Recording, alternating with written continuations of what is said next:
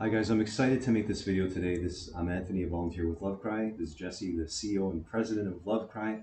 And to me, this is a really juicy topic, and it's a topic of depression and anxiety. And the reason why I'm excited to do this is because if we can get some understanding around this, the potential for good in our society at large is unbelievable. Like, how much of a better father, mother, girlfriend, boyfriend, son, daughter, teacher, student could we be if we're less depressed, less anxious? And I love what Jesse brings to the table. So I think there's a lot of stuff out there where depression is it's a disease. So let's fix it with a drug, and then you won't be depressed anymore.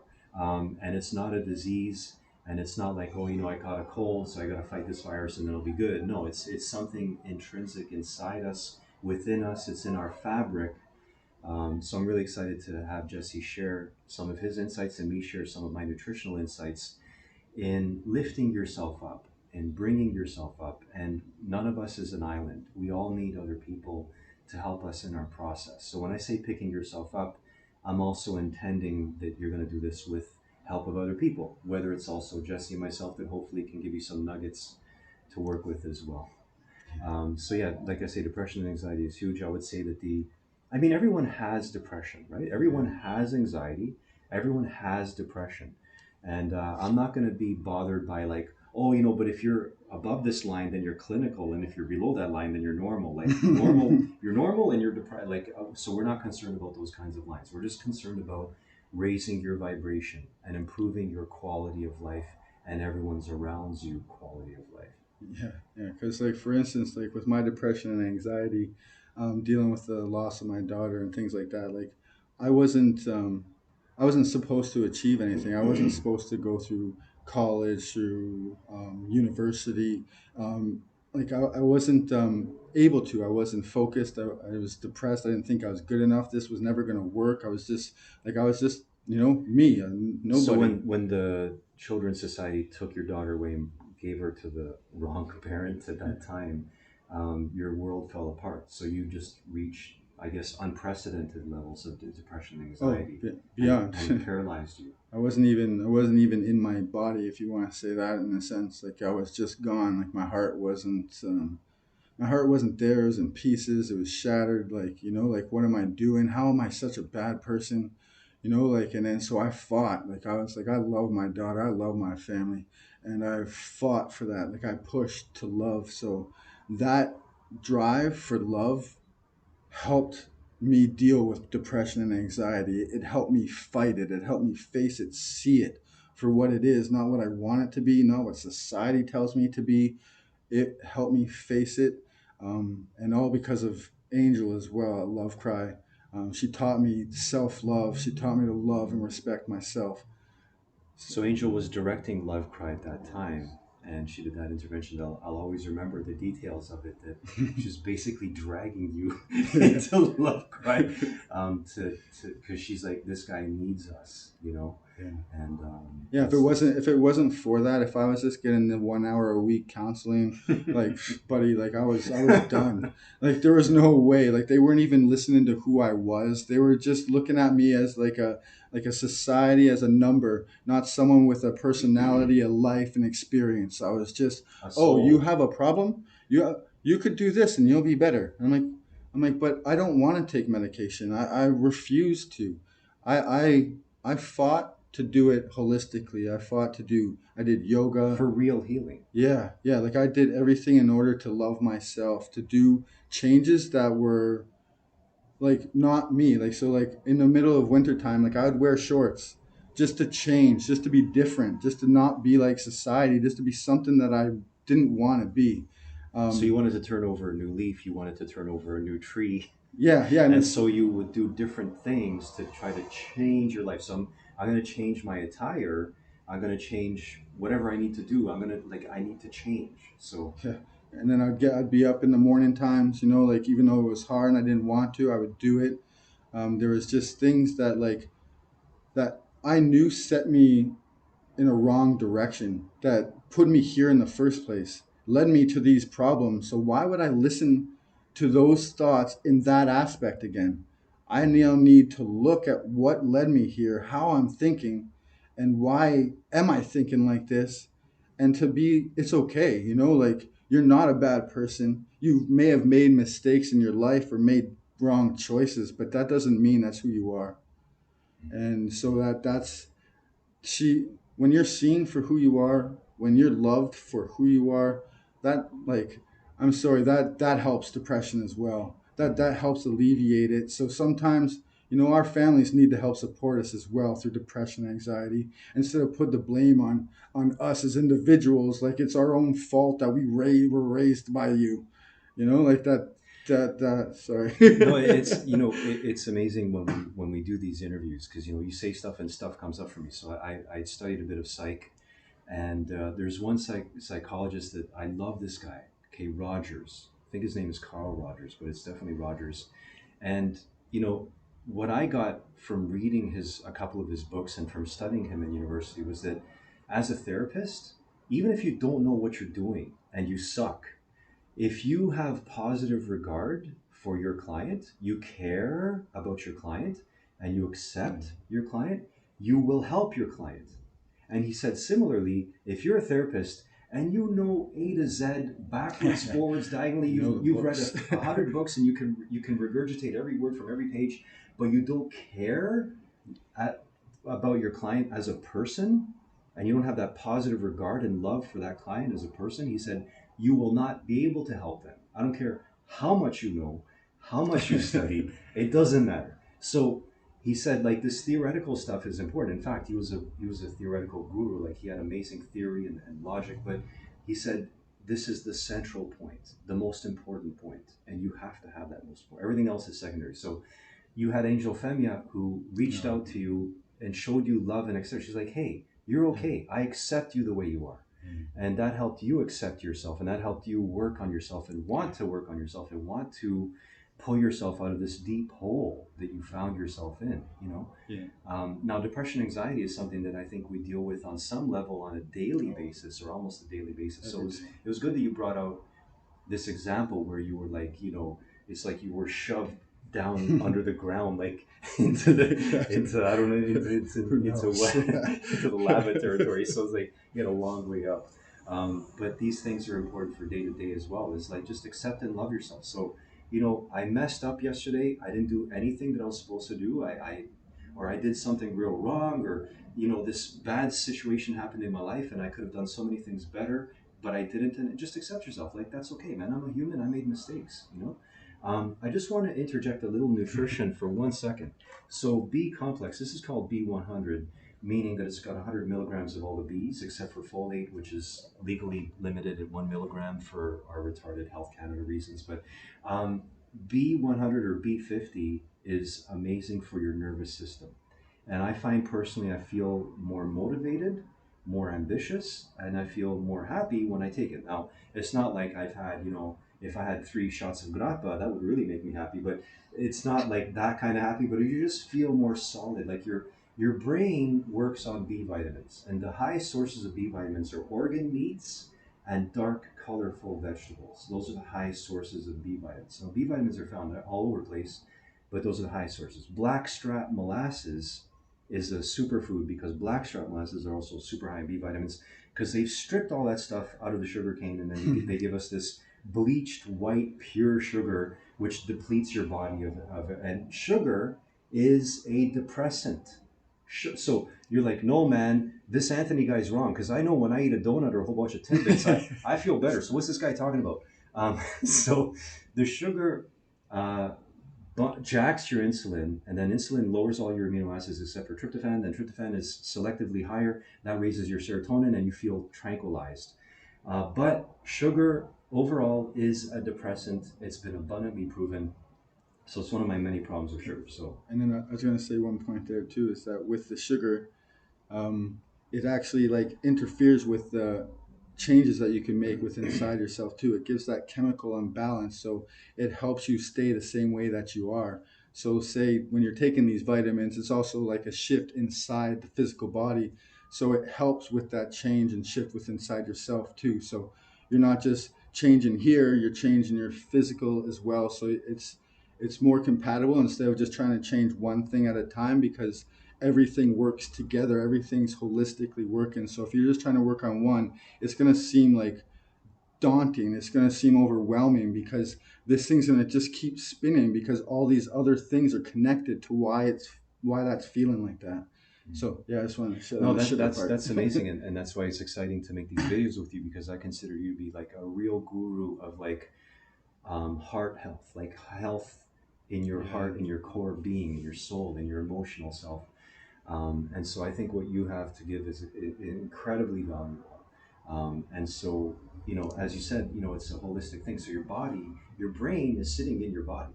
So the health of Exactly. your gut, the health of your blood is going to affect your brain, is going to affect your emotions, and it's going to affect your heart, which where I think our Whether you center could is. scientifically prove it or not, if you pay attention, like metaphysically, things like this, energetic levels, like they shift and change. We're just conditioned not to look and not to pay attention.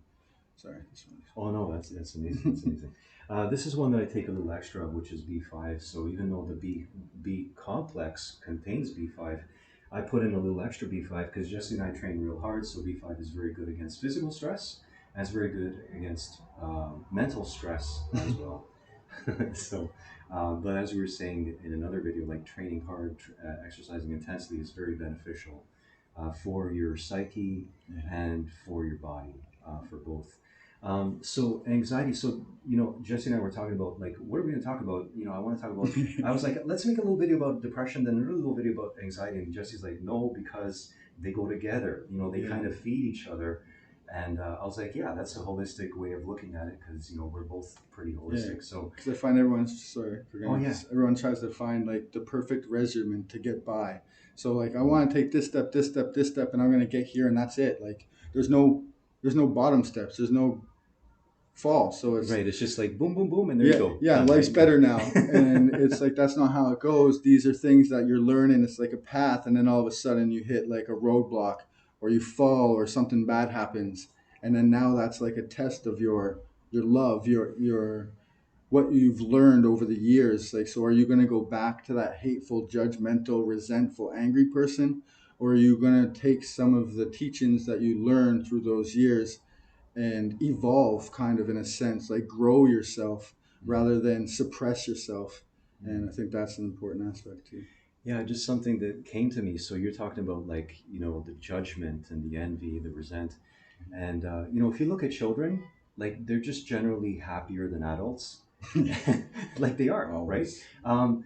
And kids, and one thing that Jesse's remarked very often is like children don't judge. Like, if you say hi to a child, they're not going to be like, oh, look at that guy. He's not wearing a name brand clothes, or he doesn't look like he's making 80K a year. So I don't know if I'm going to smile at this guy, right? So these are negative habits. So judgment is something that we need to do, but we also need to not do it. So we need to do it in the sense that we need to keep ourselves safe. So if somebody looks like they're a serial killer and they're coming down the sidewalk towards you, like you have to use your judgment to keep yourself safe. You have to use your judgment to act in the best way to help yourself and help other people.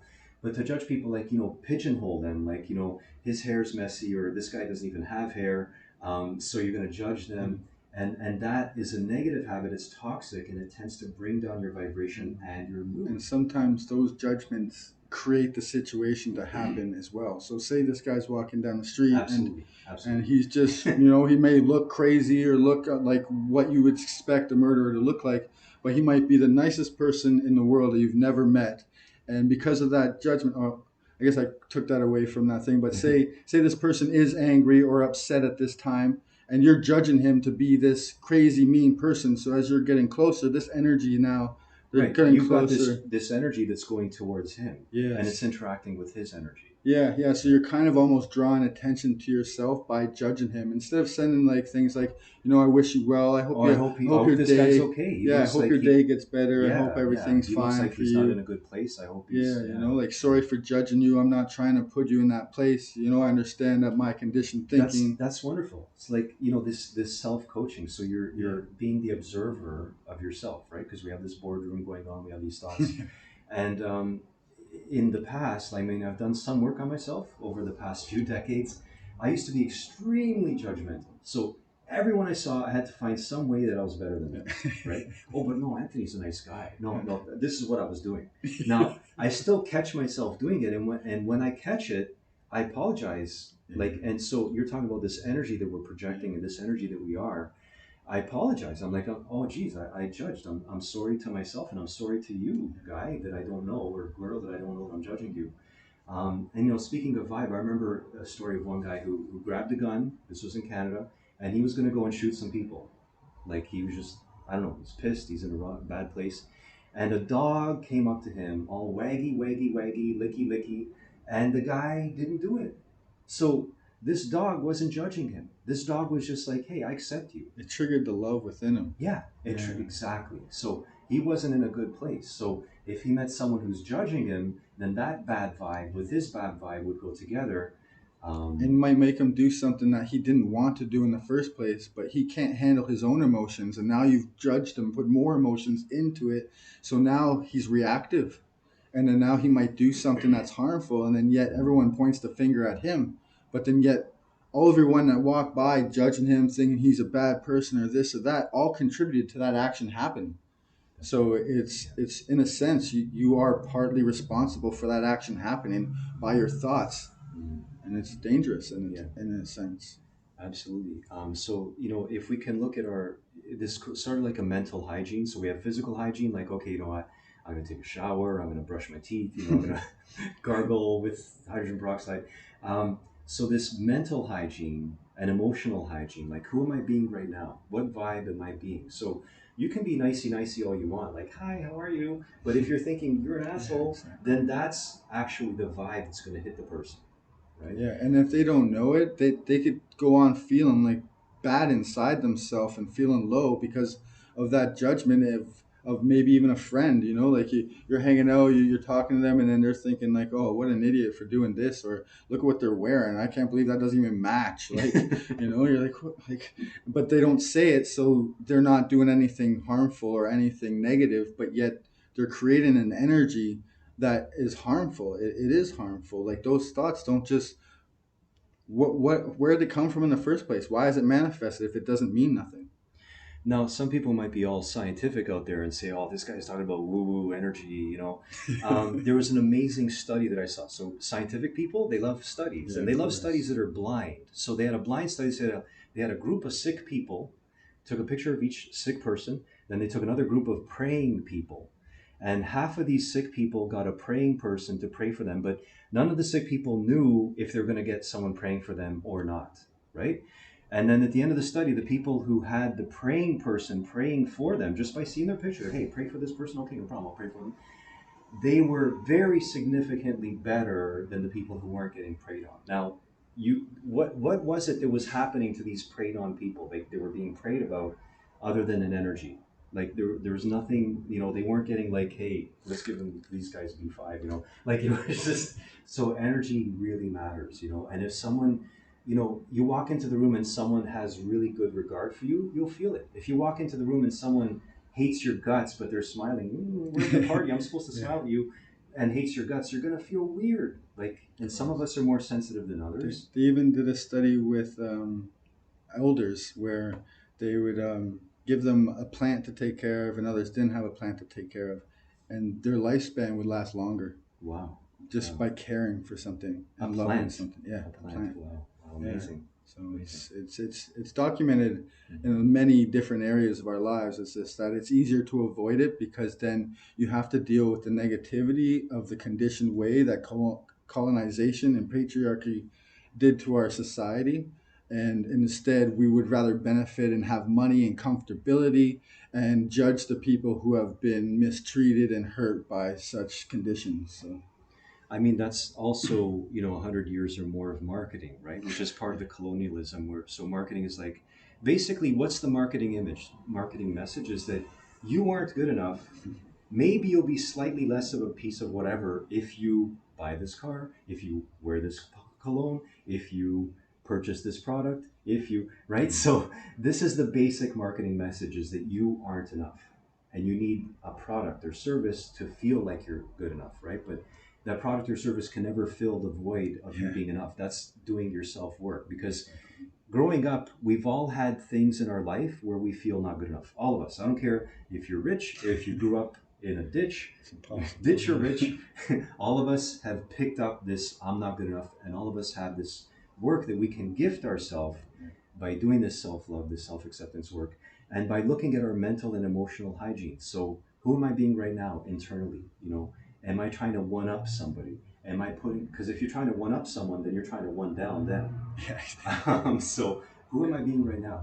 Are we being supportive? Because what we do to the others, it comes back to us. It's not like karma. Oh, karma's a bitch. Karma's gonna get. No, it's instant, man. So when you support other people, even internally, you feel better right away. It's Yeah. not you have to wait for karma to come back or something like that. Like it's right away. Yeah, like you think karma's gonna be like, oh, you get this prize now, you get a car, like you win this, and it's like Nice. it's the feeling inside you get, that love, the openness, that space inside your heart to alleviate from that hate, like within a society that conditions you to judge, to resent, to be bothered, to be upset, to hate this, and then tell you to be okay with it at the same time without making any change. It's like an oxymoron. And then another thing, I was No, going to go say, ahead. forgiveness is a big part of dealing with depression as well, and anxiety, because that is what really how you love yourself. Because if you can't forgive yourself, if you can't forgive what happened to you, you can't forgive what you've done, then you can't really love anything. And so by ignoring that because it hurts, that's avoiding loving the people that are around you, avoiding loving your grandkids, the generations later. It's just complete ignorance of who you are as a person. So, Yeah, I mean, we're talking about depression and like these habits, and the forgiveness is a huge one because again, it's this karmic thing, but not karmic. It's just sort of like what you do inside happens outside. So as you can forgive yourself, then you can become better at forgiving other people. yeah, So people that are very hard ass and don't forgive anyone, they're the same inside. towards themselves. They're Yeah, judging themselves exactly. for stuff they could have done better, stuff that they didn't do that they should have done, and shoulda, coulda, blah. And that's why they hold people to such high standards. And this how do we chip away at depression and get ourselves into a higher vibration for the good of ourselves? And if we look at more research on depression, people that are depressed have more heart problems, they get more sick, they die sooner. So depression takes a toll on your body. So help your body, and that's where I come in as a nutritionist and a personal trainer. That helps your mood, and then you help your mood, that helps your body. So it really does go backward and it goes Yeah, forward. yeah. So It's a loop that constantly like sloping. It's not just it's not ah just up and then I'm good. ah Yeah, yeah. enlightens. Oh, I don't have to be depressed anymore. Thank God. Exactly. And then if you look at the state of the world and the wars and in the different countries where people are being harmed and abused, there's no way we don't have these feelings inside ourselves, especially if we are all connected in one. So these things, like like we're trying to attain happiness while people are suffering. It's kind of it's you have to find the happiness inside yourself so that you could be able to process and deal with the stress that's happening in the world, which then helps alleviate the issues for others that are facing it and feel that someone's there and understands. So yeah.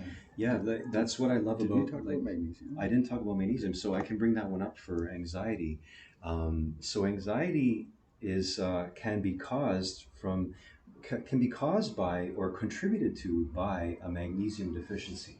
Now it's a catch-22 because if you're stressed and anxious, you will deplete magnesium out of your body. So this is a magnesium I take. I got 40% off, right? So it's like I can't say no to that. So I have magnesium. I take it every day. It helps my sleep. So magnesium improves your sleep quality. This is research been done on all age groups, from infants to seniors. It improves sleep quality, but a magnesium deficiency will cause anxiety. But see, that catch-22 is that anxiety will burn magnesium. So anxiety can nutritionally give you more anxiety by depleting magnesium. So you don't have to worry about taking magnesium. Like if you take too much or you take it without food, then it can give you diarrhea, it can give you the runs. So you can take it with food to try to minimize that, see what dose works for you. If you take too much, you get the runs, okay, you haven't killed yourself or anything. You don't have to call 911. You just take a little less. I have a sensitive tummy, so I tend to take it in the middle of a large meal and then it doesn't bug me. I take about 200 milligrams. DRI for a man is 420 a day. DRI for a woman is 320 milligrams a day. Um, but that's just a suggestion. And my diet is phenomenal. Like I don't know anyone who eats as well as I do, and I still take my supplements just because I want to be sure. Now, something came up with judgment, because we have this part of our, and it's okay, like it's okay to want to be good, like to think of yourself as good. And I'm like, I don't have judgment, so I don't judge people based on their clothes. And I'm like, wait a minute, no, I totally judge people. I do it politically. I'm like, oh my god, how could you voted liberal? What's wrong with you? Like, I can't talk. So and this is what I love about the Rastafarian mentality. Like Jesse was talking about, like we're all one, and the Rastas, the ones that I've met anyway, they really seem to get that. Okay, so if someone voted liberal, I need to accept that, like as hard as it might be.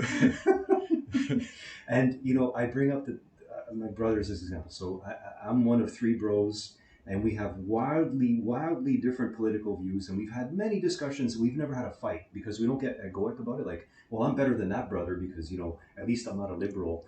So, but do that with the world at large. Like, find that acceptance, because as you find that acceptance and goodwill towards other people, it will happen inside yourself. It happens right away. It's not a karmic in the 10 years in the Yeah, future. and then you kind of get tested as well too. Like so, something might come up when you're trying this to stuff you back down. To see whether or not you really believe in this, to see whether or not you're gonna push. So always beware of that. Like if something's trying to push you down, or you did something good and it didn't go your way, or something seemed off, or it didn't seem right. Just you gotta just keep going. You gotta keep trying because that's it's like a test of yourself to see whether or not you're ready to fight. It's not just words you're saying. This is a It's a way of fight. It's a living. fight, man. Yeah, And it's ongoing. it's It's who you ongoing. are. Yeah. It doesn't stop. And it's, But and it's the most important work you're gonna do in your life. Getting a job pay you $1 million, like so what? mm, Like if you have no heart for your family, for your grandkids, for the generations to come, but you provide money, uh, I don't know I don't know what's better. I mean, there's nothing wrong with having a lot of money, but Yeah, that's what I can mean. I can don't we know what's look at better. rich people and say they're happier than poor people? I don't think we can do that. Um, I wish everyone well, and it's good to want to make a lot of money, but if you're neglecting yourself because I gotta always focus on money, like you can only focus really well on one thing at a time. So have your money focus and also have your self focus. And like Jesse said, it's an ongoing fight. Go back and watch more Love Cry videos Because to you'll pump you back up again and get out there and fight yourself and others to get a better vibration. and you'll always get what you need. Mm. Like if you believe and if you have spirituality, if you have that inside you, if you really truly believe, you'll always get what you need. So stop trying to make this so you don't have to worry about this or fear this, because there'll always be another fear. There'll always be something else to worry Oh, about. if I get that little house, then I don't have to worry. Yeah, If I get yeah. that car, then I don't have to Then we're worry. secure. Then we're safe. But then no one's ever worried about like how is my son growing up or my daughter growing up emotionally. Mm. Like no one seems to really be concerned on how am I displaying my emotions to my family. What is it that what is it that I'm conveying rather than saying. And those things are just kind of overlooked and bypassed because like sometimes like we have these traits that we don't like or necessarily want to know about, so we ignore them, and then our kids grow up to become teenagers and then they act out in a certain way and we're like, I didn't raise you like this. I Right. told you to be like this and do these things, but yet our internal feelings and things that we aren't dealing with are being passed on. And so in a sense we did influence them to be that way, we did raise them like that. And then being able to take onus and acknowledge that will help your family because it makes them feel heard, it makes them feel love.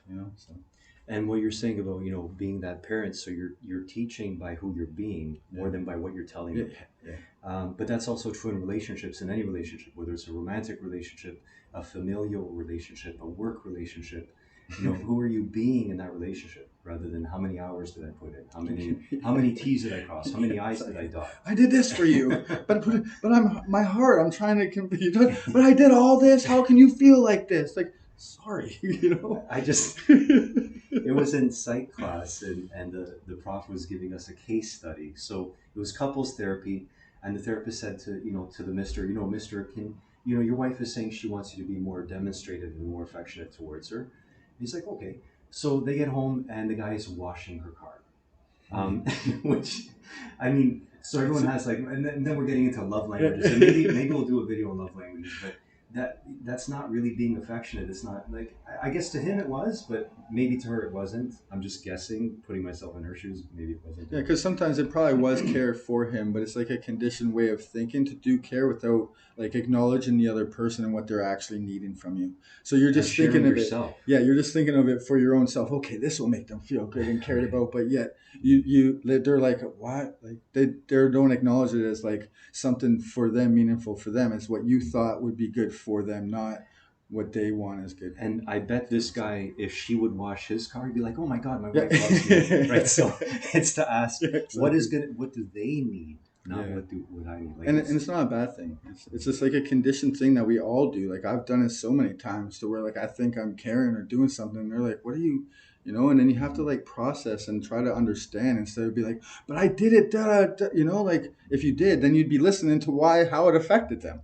Yeah, you know. So, so yeah, So that's we're probably going to do another video on, I think, or we're going to touch on depression, anxiety, because it's such a huge topic, and it's something that we can, it's an opportunity to raise our vibration. yeah, But I think we got a good little yeah. starting point here, Yeah. and All thank right. you. Thank you. Thanks.